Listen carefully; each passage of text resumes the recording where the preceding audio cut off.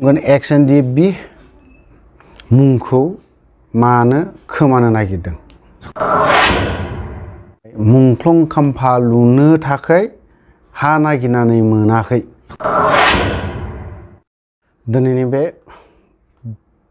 गोदान मोनसे भिडिअआवहाय गासै बर' रायजो राजा नोंथांमोनखौ आरोबाव बरायनानै लाफिनबाय। आं दिनैहाय मोनथाम सोदोब बिनि उनाव बायदि बायदियावहाय गुबुन गुबुनफोरखौ आं बुंलांगोन। दानि जिहेतु DJP आरो उदियासल बेखौबो बुंगोन आं। थामथियाव जाहैगोन जिहेतु गामि दानख'नाय बिटिआरनि दानख'नाय आरो दाजाबनाय बेनि बारै। ब्रैथियावहाय आरोबाव बे जोंनि DJP दानि गोदान आफाद ओंखारनाय ओमफ्राय बिथांमोनानो उदियासलखौबो बिदोंमोन। बिनि बारैसो आं माखासे खोथाखौ बुंगोन। माखासे माने फंनैसो ओरैनोसो बुंलांगोन DJPनि आरो उदियासल बिनिखौबो। दा फार्स्टआवनो जाहैबाय एक्स एन डि बि सोदोबखौ दोननो गोसो गैया। जितु नैबे थामथि एकर्डआव जुदि दोननो गोसो गैयाब्ला अनलि एन डि बि खौल' मानो? बिनि अनगायैबोथ' आबसु दङ। ओमफ्राय मोनसे बर' सुबुं खौसेथि आफाद नामा बे जायखिजाया बे मोनथाम आफादा सागान हैदों। UBPO, आबसु, NDFB बे मोनथामा सागान हैदों। सागान हैदोंबा से नाम्बारावनो आबसुआ एक्स लिरगोन ना लिरामोन? होमबाथ' बिसोरबो दिनैथ' आबसु हिसाबै थानो मोनला आंनि बुजिनायाव।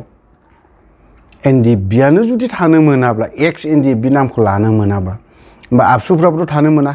बिथांमोनाबो दिनैसिमबोथ' एक्स आबसु हिसाबै लिराखै दिनैसिमबो। मानो लिराखै? मानो फोसावना लाखि एक्स आबसु होननानै? दिनै NDFB खौल'सो दिनै एक्स आबसु एक्स NDFB दोनबाय। एक्स NDFB हिसाबै बिथांमोनाथ' दे गनायनानैबो लाबाय। मानो दोननो नागिरा एक्स NDFB? दिनै एक्स BLT मानोथो दङ? दिनै बिथांमोना जुदि थानो हादोंबा जोंनि एक्स NDFBफ्रालाय NDFB एक्सखौलाय मानो लिरनो मोना? NDFB सोदोबखौनो दोनथारनो नांलानो। मा खोथा जाखो बेलाय? होमबाथ' दिनैनि बे सागान होनायावहाय आबसुफोरबो दं आरो बे मोनसे गुबुन बे मोनसे आफादाबो जायफ्रा सागान होदोंमोन बिथांमोना एक्स लिरजोबनो मोननांगौ आरो नामखौनो बिथांमोना दोननोनो मोननो नाङा। बे हिसाबावसो आं बुंदों। सागान होनायफ्रा खोनानो मोन्दों जोंनि बर'नि लिडारफोरनिफ्राय NDFB नामखौनो दोनथारनांलालै बिदि होनग्राबो दङनो। सोर बेलाय? बे NDFBनि नामावनो बेथ'राब मानसि गावथारजादों, बुख्रुबजादों। हो? बेखौ जुदि दोननो मोनलायाबा एक्स हिसाबै दोननो मोनाब्ला होमबालाय जोंनि बे नांनायनि जेबोआनो नामानो थाहैनाय नङा। नेक्स्ट जेनेरेसनफ्राबो जेबो मोनथिनाय नङा।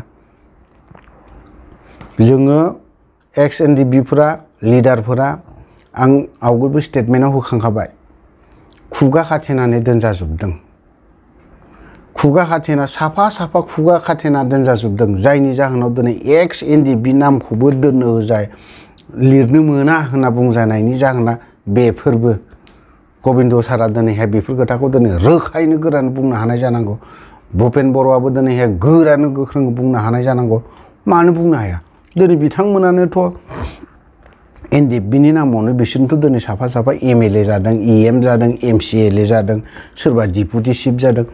बे NDFB नामखौ लानानैसो जादों बिसोरो सागान होफ्लानानै। बे एक्स NDFB सोदोबा दाबो थागोन, उनावबो थागोन। गथ'फ्राबो मोनथिजोबलांनांगौ। जों सोरनिबा माबाफोरजों सोलिनायबो नङा। गबिन्द बसुमतारी बिथाङाबो ओरैनो जेनेरेल सेक्रेटारि जायाखै। NDFBनि नामखौ लानासो बेबो जेनेरेल सेक्रेटारि। सोरबा सानजारां होन, सोरबा बड'सायानो होन, सोरबा फेरेंगायानो होन, सोरबा सावरायग्रायानो होन, गासैबो सोरबा बोखारनो होननानै सानदोंबा बियो मिस्टेक जागोन, गोरोन्थि जागोन। दाना फैफिनदो आरोबाव मुंख्लंफोरनि जायफ्रा गावथार जादों। दिनै बेयावबो बिसोरनो जायफ्रा दहयो EMफोरनो MLAफोरनो माबाफोर जादोंनो बे सिबा सिन्थाय बुंजागोन बियो। बे सिबा सोरनिबा थाखाय जायाखै बियो गावनि बे आबसुनि थाखाय जायाखै बियो एनडिएफबिनि थाखायसो जादों बियो सिप बेनि थाखायसो बियो जानो हमदों मुंख्लंखौ मानो लुवा मार्टिया स्टमखौ दिनै सोरनिबा न'खराव दङ दिनै गावबा गावनि न'खरावबो मोनफा मोनफा दङ गोबांनानो दङ दिनै जमायै जेनेरेलि मानो लुनो हायाखै अब्लाना जों बावहायनोथ' जों 14 सेप्टेम्बरखौ जों फालिलांबाय थानो हागोन जों नङा सोरबा नेक्स्ट जेनेरेशनफोराबो बेफोरावनो बिबार बावहैनो हागोन बेखौ मोनसे जायगाखौ मानो खालामनो हायाखै बेखौ लुनो थाखाय हा नागिरनानै मोनाखैनो सोरबा बांगाल सोरबा नेपालिफोरनो हा होनो हायो नामा बिटिसि नैबे बिनि चिफ सरकारा एनडिएफबिनि जायफोरा थैनाय गावथार जानाय बिसोरनि थाखाय मार्टिया स्टम लुनो थाखाय हा नागिरना मोनलायो मा सोदोब बेफोरलाय एनडिएफबिनि दैदेनगिरिफोरा मा जानानै थादों बै डिपुटि चिफमोना मा जानानै थाखो बै एमएलएआ मा बहाय जिरायना थादों बेफोर खोथाखौ बुंखांनोबा बेफोर खोथाखौ रायखांनो नङाब्ला मानिथो माबा जागारखो बेफोरलाय इएम जाखो एमसिएलए जाखो माने माबा एमएलए जाखो बेफोरो सिगां जाग्रोनांगौ दिनै 2 बोसोर खावसे जालांबायलै नोंसोरनि बिदि लेभेलनि खोथा बुंबाय थानाया सोलिनाय नङा आरो बर' रायजो राजाफ्रा नोंसोरखौ हिसाब खालामगासिनो दङ हिसाब लागासिनो दङ नोंसोरनि सोरबा सासेखौ नङा सोरबा सासेखौ हिसाब लागासिनोबो दं मा मावदों मा मावाखै दिनै बिसोरबो एमएलएफोर जादोंनो डिपुटि चिफ जादों बे गावथार जानायफोरनि थाखाय नङालाय सोरनि थाखायथो जादोंब्रा बिसोरनि थाखाय दिनै मोनसे बिबार बावनो थाखाय हा नागिरना मोनलायै जोंनि बे बिटिसिआव हा गैलायै जाथारबायना एथराब 10-15 बिगाखौनो नागिरना होदलायनो हायो 20 बिगा हाखौनो नागिरना होदलायनो हायो मार्टिया स्टम लुनो थाखाय बेखौ नागिरनो हादलायोलाय मानिथो डिपुटि चिफ जाखो बे रनजित बसुमतारियालाय माथो बेखौलाय हाखौलाय मानो खालामनो हाया मार्टिया स्टमनि थाखाय 100 बिगाखौनो खालामनानै दो मानोथो नागिरना दोननो हालायै जाखो बिलाय मानिथो बिलाय सानसे समावलाय म्यानमार बायदियावलाय थानानैलाय एफ्राब लेभेल खोथा मारि हरा रजन दैमारिखौ 1 नाम्बाराव बखिग्राया बेनोमोन सासे बिबो बेफोरनि माबाबो दङ जोंनावहाय मार्टिया स्टमनि हाखौ थाबनो इमिडियेटनो नागिरनांगौ बे खुंथायाव थानाय प्रमद बर'आबो नागिरनांगौ नोंथाङा जुदि गासैबो माबानिफ्राय बे उदियासलनिफ्राय जुदि मुंख्लं जानायफोरखौ नोंथाङा गोसोखाङोब्ला एबसु आन्दलननिफ्राय थैनाय बेफोरखौ जुदि गोसोखाङोब्ला मार्टिया स्टमखौ लुनायनि थाखाय गोसोखांनांगौ आरो नोंथांमोना बे प्रमद बर'आ सिदा बाथ्राखा एनडिएफबिखौ मालाबाबो सुखुवा बे दानिल' नङा हयथ'बा बे बै समाव सेंग्रा समाव बेचेलर टाइपआव समाव जेब्ला न'आव थायो अब्लानो एनडिएफबिजों सोबा जादोंदां ओंखायनो बे एनडिएफबिखौ सैया बियो जायनि जाहोनाव दिनैनि दिनावहाय मार्टिया स्टम लुनायनि थाखाय हा नागिरनानै मोनाखै होनना बुंनायनि जाहोनफ्राबो बेफोरबो लुनो गोसो गैया एक्स एनडिएफबि नामखौ दाननायनि बोखारनायनि खोथायाबो बिनोनो जागोन बिसोरनिनो फाव जाजोबगोन बेफोराव साननो गोनां जाना फैदों दा मार्टिया स्टम लुयिफोराबो एक्स एनडिएफबि नामखौ दाननांगौ बोखारनांगौ होननाया बेफोरावबो साननांगौ जानानै फैदों दा दाना फैफिनदो गामि दानख'नायनि फार्स्टआवनो गामि दानख'नायखौ बुंगोन गामि दानख'नाया खयथा गामि दानख'खो बे रिजनाव दानख'नानै ओमफ्राय दाजाबनाय बेसेबां गोजानसिम दाजाबगोन सनितपुरखौ दाजाबगोन होनदों आसामनि बे एमएलए ना मा बै मैदेर हमग्राया बिनो माथो प्रमद बर'नि मोखाङावनो दरखंफोर बायदिलाय गोम गेटफोर बायदि जिरायनानै दङ माथो बेनो बुंग्रा माथो आमार अखमर माथि एक एंसिबि नादिबाव होनना बुंनाय खोथायालाय सोर बुङा बेनो बुंखादों पद्म हाजरिकाया बिथाङाथ' सानसे समाव मैदेरबो हमदोंमोन ओंखायनो मैदेर हमग्रा होनना बुंदों आं बेखौ पद्म हाजरिकायानो दङ प्रमद बर'नि मोखाङावनो गोम गसंनानै दङ आसामनि हाखौ जों बिटिसिआव थोबसेबो होआ होननानै बुंदों बिटिआरआव हाबगोन होननाय लगे लगेनो सनितपुराबो दिनै इउटिसिआवबो हाबगोन धेकियाजुलि माबा माबि हाबजोबगोन होनना बुंनाय लगे लगेनो अखानायैनो धरनानै होगोन होननानै बुंदोंमोन हाबखायाखै बेफोर दाजाबगोन होननानै माबोरै आसा दिनै जोंनि फरायसा आफादफ्राबो बुंबाय थादों दिपेन बर'आबो बुंबाय थादों दिनैनि दिनावहाय दाजाबगोन जागोन होननानै जों नुलांबाय थागोन आं बुंदों हाबोबा मोजां खिन्थु हाबाबा दिपेन बर'आ बखि जागोन बुंजागोन बेफोर बुंनायखौबो सहायनो थाखाय रेडि जाना थानाया मोजां। दिपेन बर'आ जेब्ला उदालगुरियावहाय मोनसे फिन रोदोमखांनि समाव बिथाङा मा बुंदों ससियेल मिडिया मा होननानै बुंदोंमोन बेखौ डन्ट केयार खालाम होननानै बुंदों। दिनैनि दिनाव इउटुबा निउसफोरनिख्रुइबो इउटुबा स्ट्रं जानानै दं। बे खोथाखौ मोजां साननाया मोजां। नोंथाङा आंनिख्रुइबो गोरों मानसिलै। नोंथाङा बेखिनिखौ हाबगोन हाबा बे खर'आव नोंनियाव दंखासै जायनि जाहोनाव दिनै नोङो हाबिखौबो हाबगोन बेखिनि खोथाखौ बुंनो गोनां जादों। हाबि जाय बुस्थुआ जाफेरा बे बुस्थुखौबो जागोन होननानै बुंदों। माब्रै जागोन माबे लाइनजों जागोन बेनि अंकखौ खालामदोंना खालामाखै जों खालामाखै थेवबो जों नुहुरदों मोखां सिगाङावनो पद्म हाजरिकाया मा बुंदों। पद्म हाजरिकानि फिल्डआव हाबनानै नायहै दिपेन बर' बिनि उनाव बुं। ओरैनो जानला मानला हाबगोन होनबाबो जानाय नङा। हाबोबा मोजां।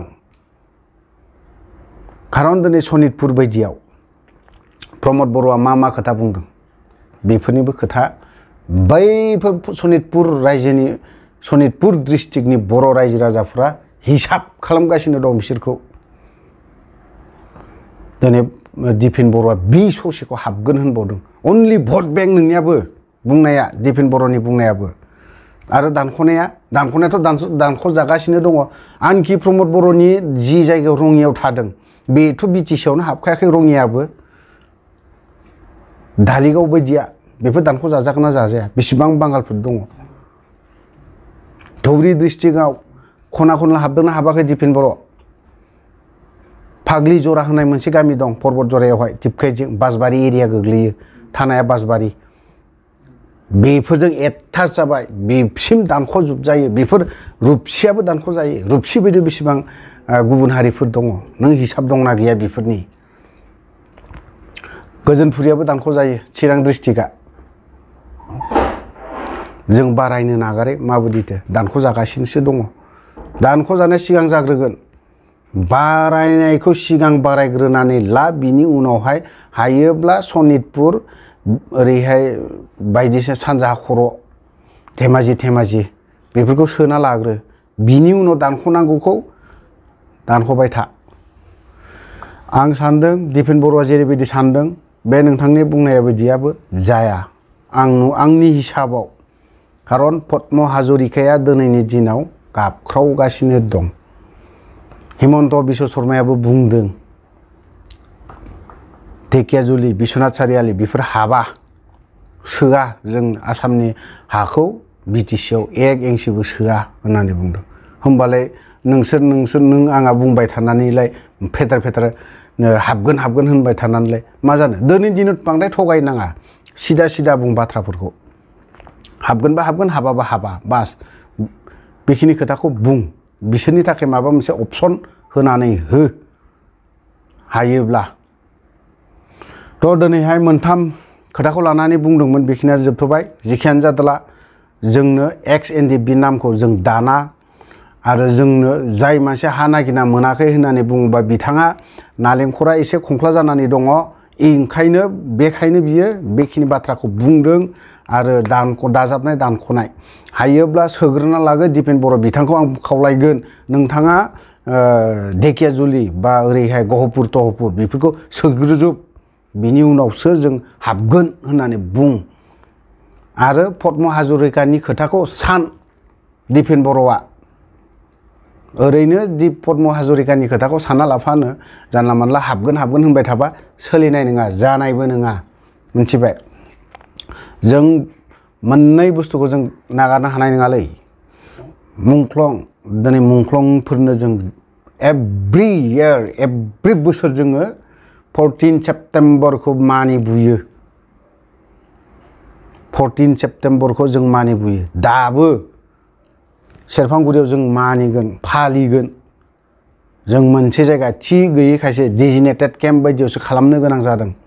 हाइवे रड एटाच 50 बिगासो बा 50 बिगासो नागिरनानै नायनानै थाबैनो बोसोरनै बोसोरथाम जानो हमबाय 50 बिगा हा नागिरनो हाया दिनैनि बे सरखार MCLA डिपुटि चिफ MLA बेफोर गावनि उदैखौल' नायग्रोदों बै जायफोर थैदोंमोन बै MLA जानायनि थाखाय थैदोंमोन डिपुटि चिफ जानायनि थाखाय थैदोंमोन EM जानायनि थाखाय जायफ्रा थैदोंमोन MCLA जानायनि थाखाय जायफ्रा थैदोंमोन नोंथांमोना बैसोर थैनायनि थाखायसो EM MLA डिपुटि चिफ जाजोबदों दै बेखौ सान जानला मानला हा नागिरना मोनाखै मा नागिरना मोनाखै होनना बुंबा जानाय नङा नोंसोर कमिटि खालामनानै हो हा नागिरनायनि थाखाय माल्टि स्टम लुनायनि थाखाय बेफोरखौ गियान गैया नामा आंनि फानाव बेसेबां फैदों आंनि फानाव बेसेबां गैया आं सोरनो माबायदि आं न' लुगोन आं माबायदि बिल्डिं लुगोन आं मा गारि गाखोगोन बेखौ सानबा जानाय नङा सिगां माल्टि स्टमनि जेनेरेल लुनायनि हाखौ बरनग्रो 2-2.5 बोसोर जालायलांबाय दिनैसिमबो नागिरनो हाया बेफोरखौ इन्टारेस्ट गैया नोंसोरो होमबालाय आरो बे जाखिनि मोननांगौ मोनथाय आरो जाखिनि अनसुंथाइ होनाय इन्डिया गभर्नमेन्टआ जाखिनि पेकेज हरनाय थैनायफोरनि बेफोरखौलाय माला सानबावगोन नोंसोरलाय माला मावगोन बिदिब्लालाय बेफोरखौलाय XNDB मालाबाबो दाननो मोना सोर MLA बुंनाय बिलाय सोर MCLA सोर डिपुटि चिफआ बुंदों सोर चिफआ बुंदों बिलाय जुदि XNDB खौ जुदि X सोदोबखौ जुदि दानदोंब्ला NDB सोदोबखौ दानदोंब्ला बै X आबसुफोराबो नामखौ सोलाय आं बेखौ रोखायै बुंगोन आं आबसुफोरनि नामाबो सोलाय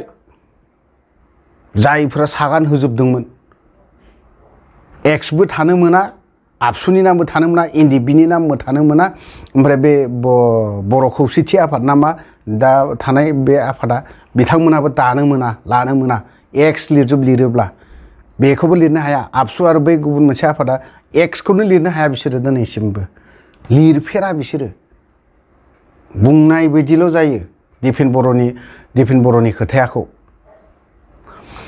थ' दाना जिखियानो जादोला DGPनि बारै खोथाखौ बुंनि पारमानेस नार्जारि नामा गसाइगावनि बिथाङा आं बिथांजों गोबांबार रायलायहैदोंबो रायलायनाबो फैखांबाय जेब्ला बिथाङा उदियासलनि बारै खोथा बुंदोंमोन आं साबजानाय मोनाखै आं सिदा बुंगोन बिथां पारमानेसआ जुदि नायदोंब्ला आरो आंनि चेनेलखौ बिथाङा नायो बिथाङा दुखु मोननानै बा गाज्रि मोननानै लाब गैया मानो होननानै बुङोब्ला दिनै बर'लेण्ड सोदोबखौ जों नाङा होनना बुंनायाव आंहा मोनसे बेल' नङा दिनै बिथाङा उदियासलनि थाखाय गोबां स्टेटमेन्ट होदों उदियासलनि जानानै बिथाङा नैबे जिहेतु बाइ इलेक्शन खख्लाबारि बाव बेफोरबायदियावबो बिथाङा केम्पेइनबो खालामदों आरो स्टेटमेन्ट होनो थाखाय उदियासलनि जानानै बिथाङा गोबां स्टेटमेन्टबो निउस पर्टेल बायदियाव हगारदों आनखि जों इउटिउबावबो हगारदों बिथांनि बाथ्रा बुंनायफोरखौ बिथाङा जाखिनि बाथ्रा बुंदों थिगानो आं मानिदों गनायदों मानिदोंबो आरो बिथाङा गोरोंबो होननानै गोरों होननानै आं बिथांखौ मानिदों किन्तु बिथाङा दिनै उदियासलनि खोथाखौ जालदाब दोननानै दिनै DJP डुवार्स ओनसोल बिथांनि डुवार्सनि खोथाखौ लानानै बिथाङा डुवार्सनि नामावहाय गुबुन मोनसे आफाद दायोब्ला माबोरै जागोन दिनै जों बर'नि गेजेरावनो मा आफाद गैया दिनैहाय दावराव देख्रेब सारनिबो आफाद दं दिनैहाय ओरैहाय मा होननानै बुङो सानसुमा खुंगुर सार बैसोमुथियारि सार बिथांनियाबो दिनै आफाद मोनसे दं आबसु थाबाय दिनै बनसु थाबाय BSU थाबाय दिनैहाय आरो ट्राइबेल संघ थाबाय दिनै बर' वुमेन जास्टिस फराम थाबाय दिनैहाय बिदि बायदि बायदि आफाद दं जोंनि बर'नि गेजेराव बिथांमोना दिनै ज' जानो हायाखै खौसेथि जालायनो हायाखै दिनै आरो गुबुन मोनसे आफाद डुवार्सनि नामावहाय गुबुन मोनसे पार्टि खुलिगोन ओमफ्राय बेफोर बेसेबां गनायजाथाव नोंथाङा दिनैहाय उदियासलनि नामाव बुंबाय थादों बुंलांबाय था उदियासलनि नामाव माथो गिदिर बाथ्रा बिलाय सासेयानो था नोंजों सानैयानो था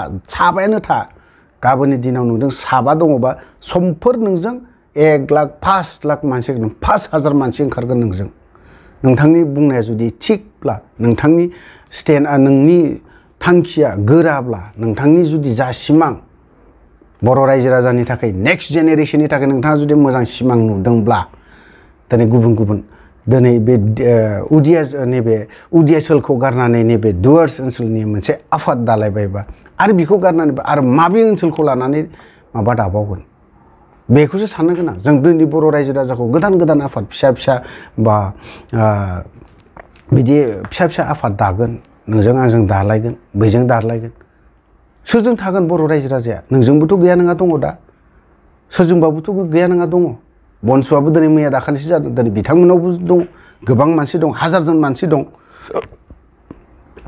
100 जनजों बिथांमोना आफाद दाजेनदों बनसु आफादखौ दाजेनदोंमोन दिनैनि दिनावहाय 1 लाख मानसि जानो हमदों बिथांमोनजों जाखागोन खारन दिनै बिथांमोना जि खामानिखौ मावनांगौ बिथांमोना गोरायै मावदों जायनि जाहोनाव दिनै दिल्ली बायदियावहाय बिथांमोना धरना होनो गोनां जादों माखासे जाहोननि थाखाय बबेबा मोनसेयाबोथ' दिनैहाय मावहैदों दिनै नोंथांमोनाबो जुदि बिदि गोदान आफाद जुदि खुलिनानै होयोबा जों बर' रायजो राजाया सोरजों थांगोन आबसुजों बनसुजों ना DGPजों ना UDSLजों UDSLखौ नोंथाङा बुंदों ओरैहाय जों UDSLखौ दोनबाय गैथ'ला होननानै बिनि सिमां गैथ'ला होननानै बुंदों नोंथांनि स्टेटमेन्टआव आं नायजोबदों खोनासंजोबदों थ' खोथाफ्रा बिदिनोसै बुंगौमानि लावलाङो आं पारमानेन्ट बिथांनाव आं क्षमा बियो नोंथांनि बारै माखासे खोथा बुंबाय दिनैहाय सानदों आसा खालामदों नोंथांनि जाखिनि आफाद नोंथांमोनाबो दिनैहाय सोरजोंबा जमा थाफायोब्ला मोजां जागोन होननानै आं सानो दिनैनि दिनाव सोरबा सासेल' फिसानो आफाद दागोन बियो मालाबाबो जाफुंनायनि सिमांखौ आं नुहुराखै जुदि थांबाय थायोब्ला नोंथांनो दा मोनसे UDSLखौ गारनानै दिनै ओरैहाय मोनसे DGP आफाद मोनसे दालायबाय दिनै होमबा नोंनि सायाव बेसेबां रायजो राजाया फोथायनाय दं एसे दांनायनायाबो मोजां जागोन होननानै आं सानो आं दिनै मोनसे आफाद दाबाय आरो बे आफादा सोलियासैलाय गुबुन मोनसे आफाद दालायगोन आंजों सोर साबेसे मानसि थागोन अब्लाना आंखौ सोर बर' रायजो राजा आंखौ गनायगोन आरो सोर साबेसे बर' रायजो राजाया एक्सेप्ट खालामगोन आंनि आफादाखौ बाथ्राया बे ओंखायनो आं बिथां पारमानेन्ट बिथांखौ आं खावलायो आंनि इउटुबनि गेजेरजों नोंथाङा जाखिनि सानदों नोंथांनि थांखिया गिदिर आं मानिदों नोंथांनि खोथा बुंनाय मानाय आं मानिदों जों नोंनिफ्राय सोलोंनांगौसोमोन सोलोंनांगौ दं होननानै आं सानो नाथाय आं बे आफाद मोनसे बेखौ नङा बेखौ नङा बेखौ खालामनायावसो आं बेखिनि बाथ्राया बुंनो गोनां जादों थ' लोगोफोर आं भिडिअखौ बारा गोलाव खालामनो सानाखै बेखिनियावनो दोनथ'नो सानबाय थ' जोबथारनायाव आं बेखौल' खावलायबावगोन पारमानेन्ट बिथाङा आंनि भिडिअखौ नायो नोंथाङा गाज्रि मोननानै बा दुखु मोननानै जेबो लाब गैया आं जा बुंगोन सिदा बुंगोन जायखौ मोजां मोना आरो जायखौ मोजां मोनो खारन नोंनि आफादा दिनै 2 मोनथाम जानानै दं बेखौ आं रोखायै बुंदों थ' लोगोफोर भिडिअखौ बारा गोलाव खालामला बेखिनियावनो दोनथ'नो सानबाय जय बर' हारिनि